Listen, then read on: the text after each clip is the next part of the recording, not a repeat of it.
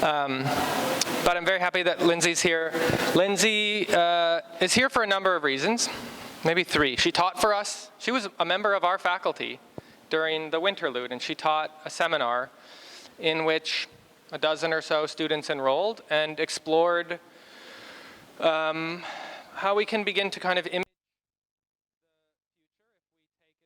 the future if we take into consideration emphasis placed on sustainable materiality and the impact that it might have on the built environment and the aesthetics of the built environment at a variety of scales, and how that also kind of informs rituals, development patterns, etc. That's one reason. The second reason is because she's just published a book called Designing the Forest and Other Mass Timber Futures.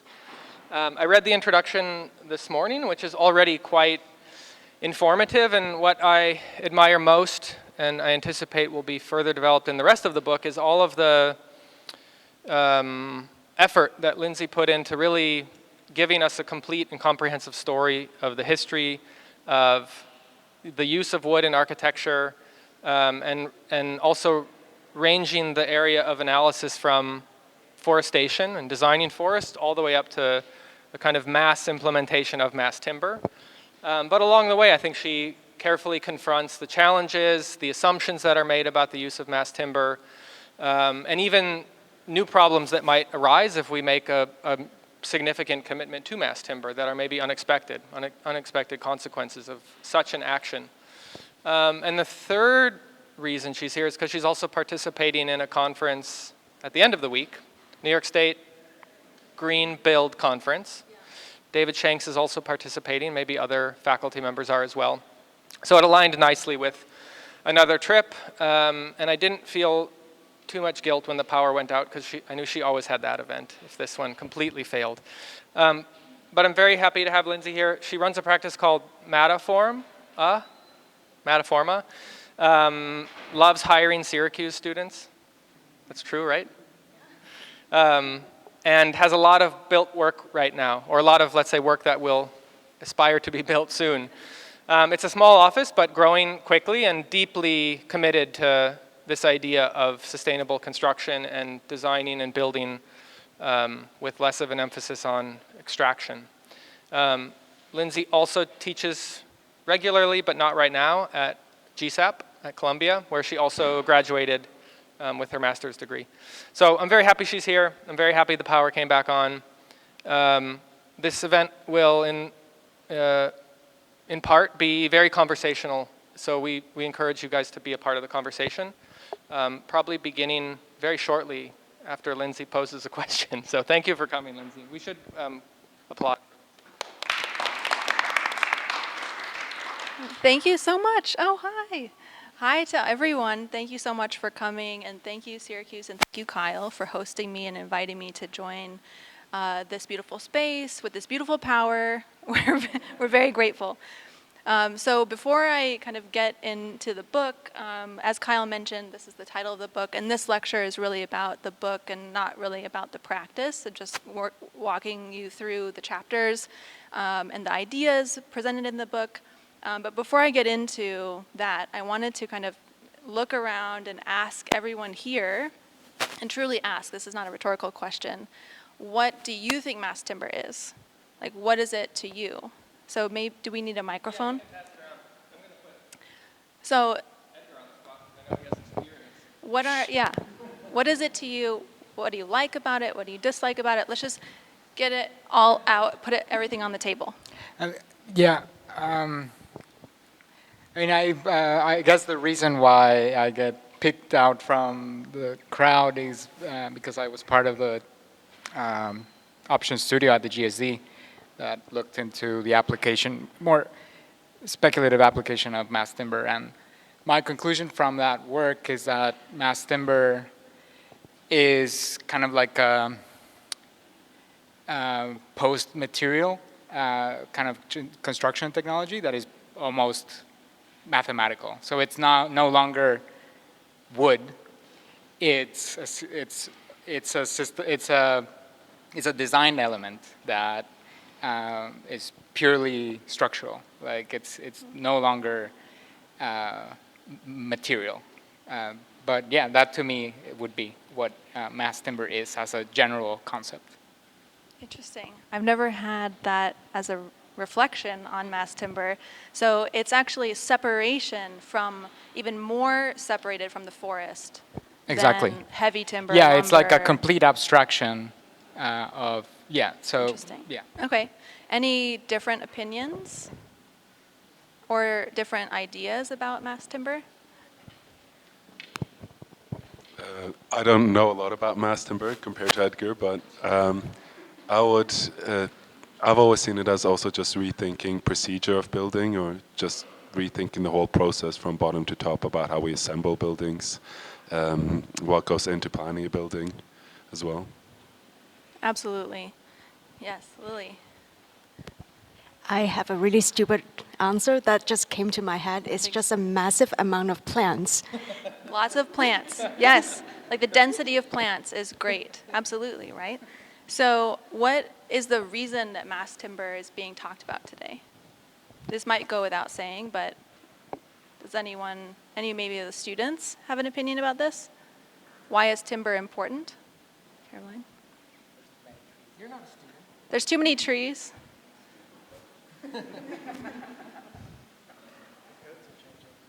The building codes are allowing it more often. Well, I think I might just say it then to lay our foundation.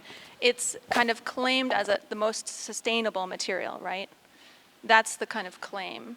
And then these ideas about the building codes and its ability to be used in urban environments are what's making it like a trend right now, something that we're seeing more often. It started around 30 years ago, but in New York, the building code just allowed it to be up to 85 feet just last year. So mass timber in New York is technically 1 year old, when concrete in New York is 120 years old. So the lifespan of this material is just starting. We're just seeing the beginning of this material era. Any kind of cons, any skepticisms?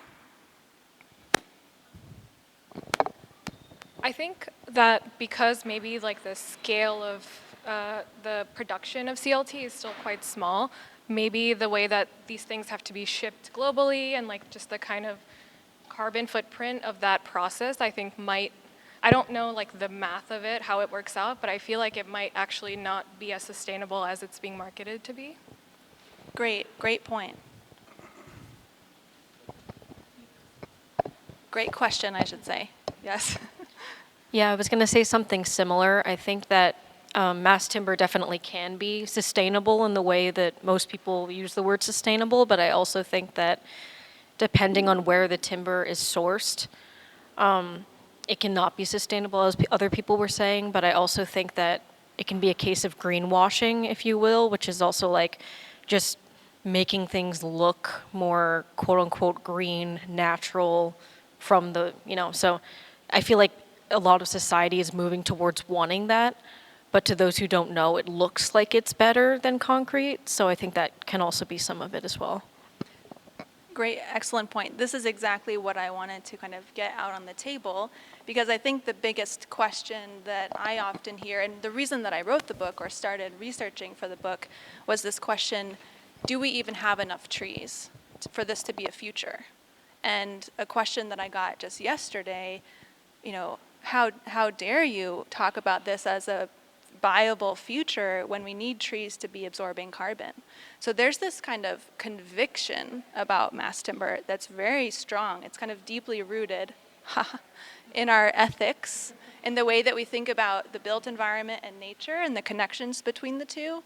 And it's a much deeper question than designing for fire performance and structural capacity. So that's kind of what I wanted to get out. Any other cons, complaints? Just put them on the table. Yes. Okay, rainforest. Rainforest is at stake.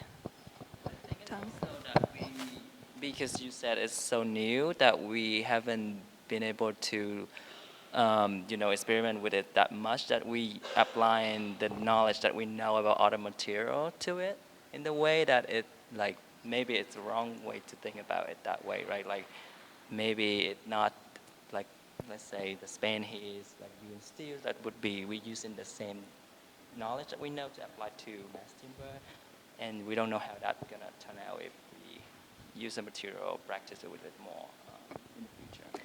Absolutely. The idea of knowledge, it connects to a couple of things. I'm so glad that you brought that up.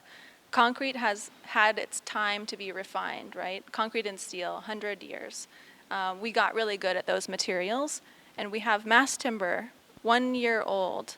And where do we go for this knowledge except to test it in buildings and have demonstration projects and be building this knowledge and developing this knowledge? But I think it was said earlier, it's a whole new set of knowledge.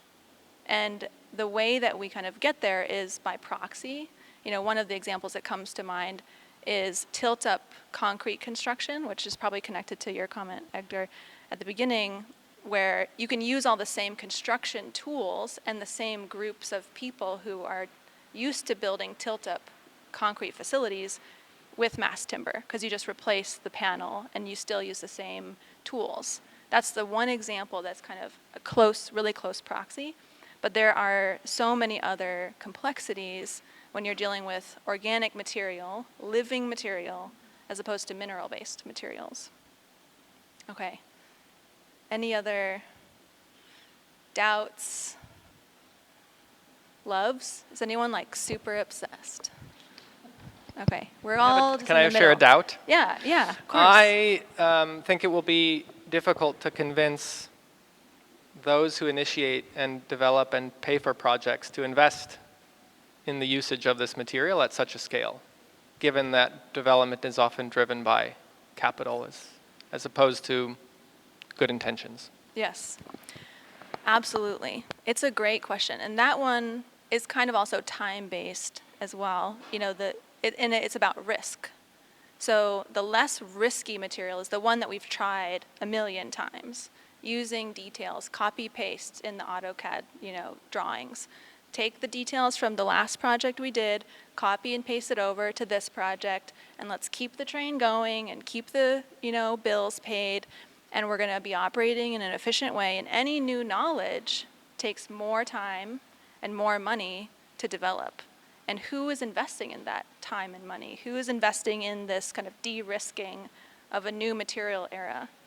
So absolutely, because otherwise it's put on the shoulders of someone. Someone has to pay for that time and money. Maybe architects are trying, but there's also these great initiatives. So it's an excellent question. Okay, I might also just at this point, if you have any more doubts, interrupt me along the way. So that was, when you Google mass timber, you have this big sense of all of these kinds of ideas about maybe it's greenwashing, maybe it's urban, maybe it's this, maybe it's that. So I keep really close track of my time. And I don't know how to turn that off, but I will figure it out for the next presentation. So one of the questions that we've kind of already answered a little bit, but just want to drill down on it, why is this an urgent question? It's not a kind of question that's interesting to me as a kind of hobby question. It's something that I'm super passionate about, willing to base my entire practice going forward on, because it's so urgently needed. We have to question conventional materials.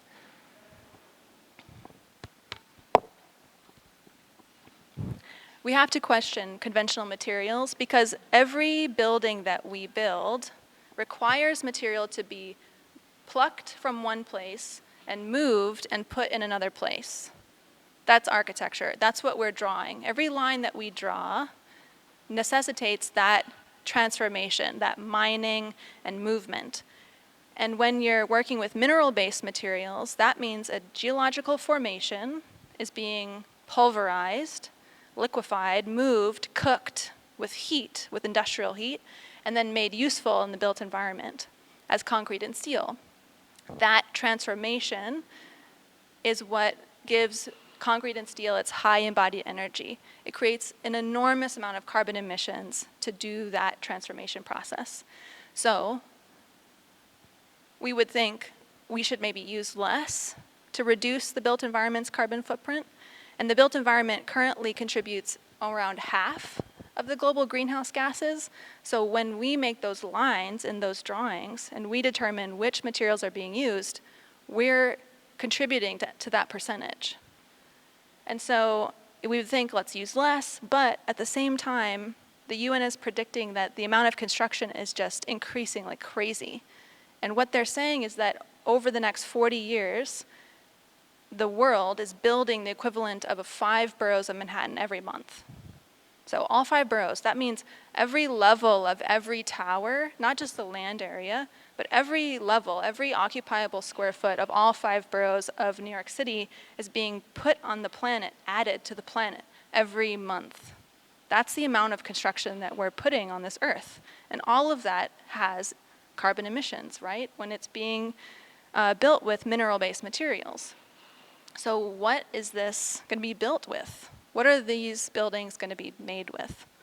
Those are the kind of urgent questions at the beginning of the book. So I introduce those kinds of questions, set the tone in the introduction, and then make a call to action in the next 3 chapters. So the first chapter is called Succession, or the second chapter is called Succession, and this is the importance of knowing that it is wood, so this is my argument, that it is wood, that it is tied to the history of forests. No, it's such a good, we're gonna have a good Q&A after. That mass timber carries with it this enormous inheritance of the history of forest design, which is both colonial and decolonial and post-colonial and pre-colonial. And that history is being brought up again when we say, let's make our cities plant-based. We have to know where we came from. The third chapter is about verticality in 2 senses. The importance of tall buildings for dense communities. Dense communities are lower embodied, or lower carbon emissions per capita. So we need to be able to build tall with less carbon emissions. And verticality across the supply chain. So people call this vertically integrated supply chain. That means that people who are harvesting wood know where it's going, and those people who buy wood know where it came from. It's a chain of custody argument. And then finally, our very core belief systems are underpinning. What do we think is nature? What is our philosophy about how involved we should be in the forest? And this changes depending on where you come from, what your culture is, and where you grew up, what your history is. And right now, there's a kind of monolithic group that is having the most say about how forests are used. So first, succession. Trees are so complex. They are nothing like mineral materials. Mineral-based materials are dead. They're dead, right? Trees are alive. They have social connections under the ground. Trees grow differently on one side of the hill versus another. They're so incredibly difficult to predict. Sometimes forests have the legal status of persons. So how are you going to get that timber out of that forest that has this new type of status? They are incredibly unpredictable. And this is why it's completely different than working with concrete. This idea that we have to have new knowledge about how forests regenerate, how forests maintain themselves, is included in the argument for mass timber.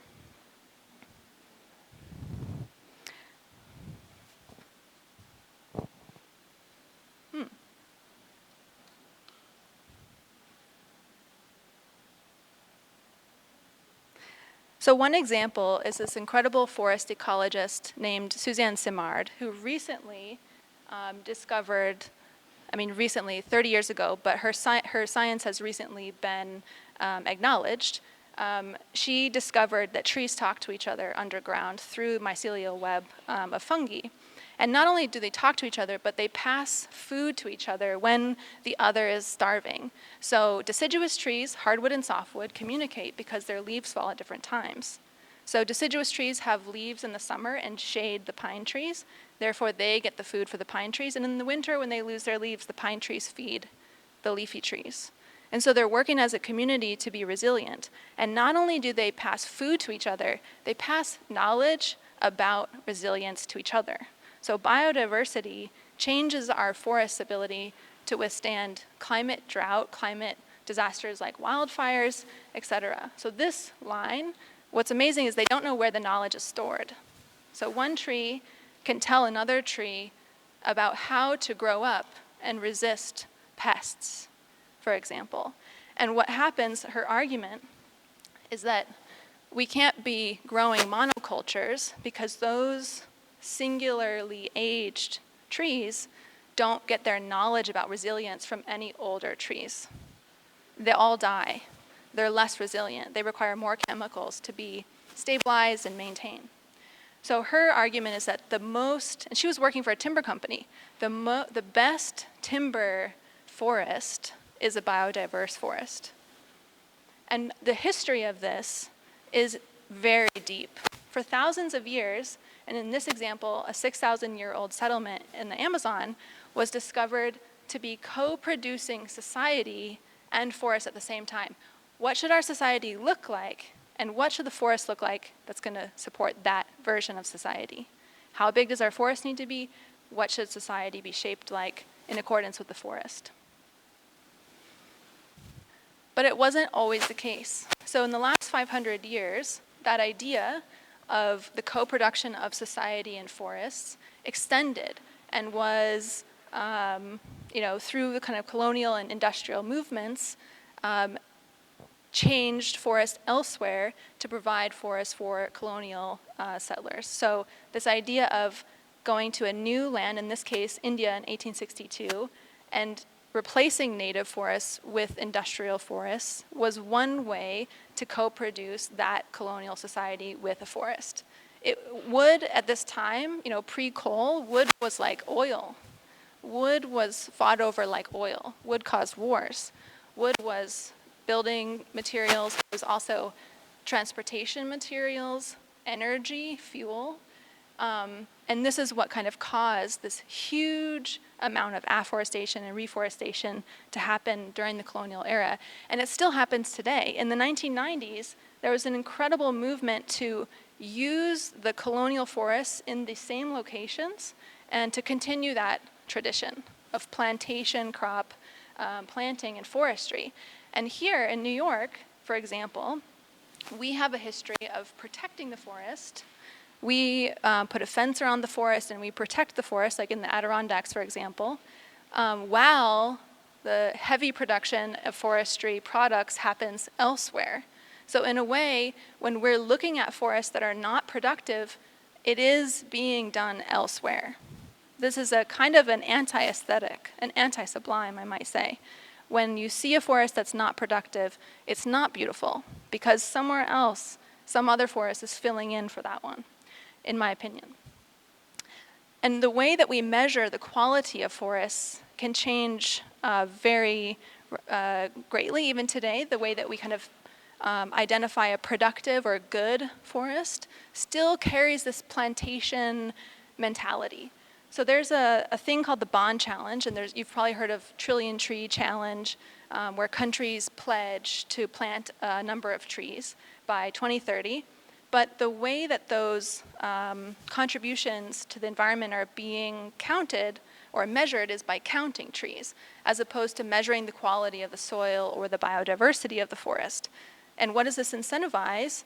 It incentivizes big, slow, crooked trees to be removed and replaced with tiny, fast, straight trees, monoculture, industrial plantations, because they're just counting trees, and you can plant 10 industrial trees where there was one big, craggly old tree.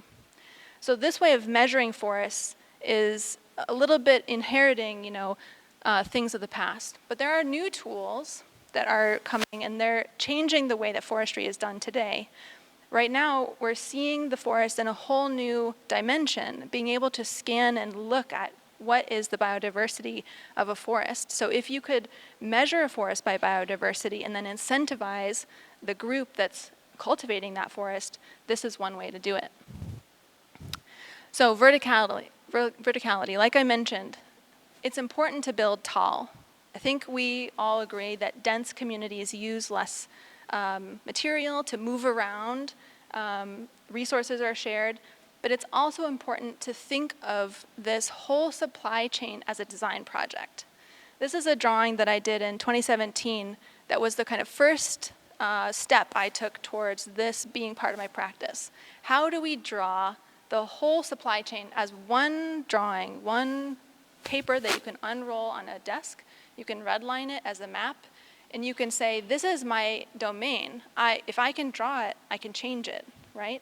So if we can fit the whole supply chain from cultivating the trees, to canting a log, to selling it at Home Depot, to debarking, to floating them down a river, to doing any kind of assembly on site, and then the full life cycle backwards, that's part of what we're doing when we're doing architecture, what we're drawing. And when we're drawing those systems, we're unrolling that supply chain. What's really vulnerable is the forest, but also the labor across the entire supply chain. So the vertical integration of steps, so the sawmill to the canting plant to the retail location to the consumer of wood, all of those places have to be transparently connected. And when they're not, they risk developing tendencies of using forced labor like they have in the past. And still today, the US is dependent on forced labor in much of our forestry practices, including in California, a lot of penal labor is used to fight forest fires. And so finally, the last chapter is about what do we really believe is our role here with forests and with mass timber? How does mass timber help us create a new relationship with nature? Here is one example that I thought might be something that we can maybe talk about or think about, or as an example of this in a simple way, a map that we did of all of the above ground biomass. So that's all trees, above the soil. So soil also has biomass. But here you see all the canopies, right? And then its interrelationship with the highway system. Because forests actually migrate. As seeds propagate by wind or by animals, depending on if you're hardwood or softwood, they move around. They respond to climates, but they can't move when there's a road. Here we have hardwood and softwood on either side of a road, a logging road actually, that has changed the nature of the forest by our design, right? So if we could think of other ways to design to help migrating forests, for example, what would that geometry look like? What would a road look like, for example? The groups that are in charge of telling us what an ethical forest is today have an interesting history as well. And it's not necessarily, a good or bad, but I think it's important for us to understand the history. So these are the groups, the FSC, SFI, especially in the US, who tell us, that's a good forest and that's a bad forest. This one is sustainably harvested and that one's not. The history of SFI, for example, comes from a company called Weyerhaeuser, the oldest timber company in the US, that got their land, back when land was being taken from indigenous folks. That's how a lot of their land was accumulated. And their ideas about restorative practices have everything to do with their type of products that they sell. Change the products that they sell, you change the forest that is grown. And the people in our country today, this is from the US Census, are the folks who are determining what species are grown and what products are made from our forests. And so my question is, what would it look like to not have these be the demographics who tell us what the resources in our country, where they go, and what our forests are made of? For example, in New York, the species that live in the state were completely different before colonists arrived. Completely different. And one example that I talk about in the book, and there's a few examples, is the Menominee group in Wisconsin. They're an indigenous group that was moved to a reservation in 1850, and this is their property boundary. The reservation is here. And when they moved there, the chief said, okay, we're here. Here's the forestry management plan. I want you to harvest in a straight line only the old trees and downed trees and nothing else. And when you get to the end of the property, turn around and come back. And if you do that, the trees will last forever. And so now This whole reservation has an extremely productive sawmill that supports everyone on the reservation economically, and it's the most biodiverse place in Wisconsin because of that forestry management plan. And here is a map of all the different types of ownership entities that change the way that forests grow. And even though the actual species that grow here might not want to change based on this kind of orthogonal line of property boundary. So you have real estate investment trusts, corporate owners, private families, and tribal ownership. And so my book, if I can get you out of the concrete and steel world and get you into mass timber and then get you even further into this idea of what does it mean to design biodiverse mass timber, that's where the book lands as a pre-manifesto for the work ahead. What will we do if we want to engage all the species of the forest in order to incentivize their value in a capitalist economy? We could say, if we weren't in a capitalist economy, biodiversity is valuable. Make it valuable. Give that person credits if they have biodiverse forests. We don't live in that world. So what is the value of all these trees? Interesting story about the aspen tree. Before OSB, does everyone know what OSB is? It's kind of like the ugly plywood, ugly cousin of plywood. Somebody invented that product, right? They thought about what is the size of the chip? How is it going to be laminated? What's the glue? And they designed it and patented it. And that OSB product, before it was made, aspen trees were like the craziest weed that timber producers could never get rid of. They were so sick of aspen. And after OSB was designed and patented, aspen is the most cultivated tree on the planet. Its life just exploded because of the connection between products and forestry. So what could that look like? If we're designing, as architects, buildings that are coming from a biodiverse forest, the amount we can build, the spans we can use, everything changes. Every species is so different. The density that they're growing is different. The time it takes to grow a tree of a certain kind is different.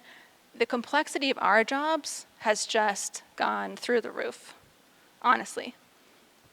So for example, I'm almost there. Here's an example that I'm going to share at the Green Build conference. So in a big city, so this is New York, that we add 50 million square feet of built area every year. And our forests include 4 million acres of red maple, 2 million acres of eastern hemlock, and 2 million acres of beech. Is it possible to build all of that new construction with locally sourced mass timber? So we look first at the growing cycles. Beech takes 200 years. There's also different ways to talk about trees as mature trees. You could say they're economically mature. They're familial maturity. So you can say it matures at 80 years, 200 years. Even the forester you're talking to will say a different number for maturity. It's that interpretive. But let's say 200, and then we'll say 75 for red maple, 100 for eastern hemlock. If you, for example, at a growing cycle of 75 years, only 42 million square feet of red maple could be built every year without ever being exhausted. So actually red maple gets you pretty close, but New York would have to say, we're only going to do 42 million square feet. And that's one of the cultural changes that we might take on. If you use beech, you're going to have to wait 200 years. And the amount of construction that you can do is down to 3.8 million square feet per year. So in conclusion or overall, these ideas about leaning into the forest and not kind of protecting it as a separate nature, but thinking of us as nature. Like we're, not to sound too hippie or anything about it, but the difference between man and nature kind of is an inheritance from the Enlightenment. And this is something that is also coming from religion. And what we really should do and what would change our ability to work with wood is this philosophy that is definitely rooted here in America about our dominion over nature. If we stop thinking of us as being over nature and start working with nature as an entity, as a stakeholder, what would change about the way that we design? So in conclusion, and one example of this is, the kind of ultimate future that I hope for and that I imagine is that if you imagine a building being commissioned in the city, and you imagine the forest that will provide the mass timber, imagine them both as corporations, as legal entities, entering into a legal agreement to trade. Mass timber goes one way, and something goes to the forest. And the group that is the kind of broker, intermediary, is the people, the council that speak for the forest. So this is an example of a forest that has legal personhood, and these are the people that listen to it and represent it. So in conclusion, my thinking is, that no matter what, buildings require material to be moved from one place to the other. And my question to all of you, presumably architects or learning to be architects, is how can we design that movement? How can we draw that movement to be beneficial for both places? Okay, thank you.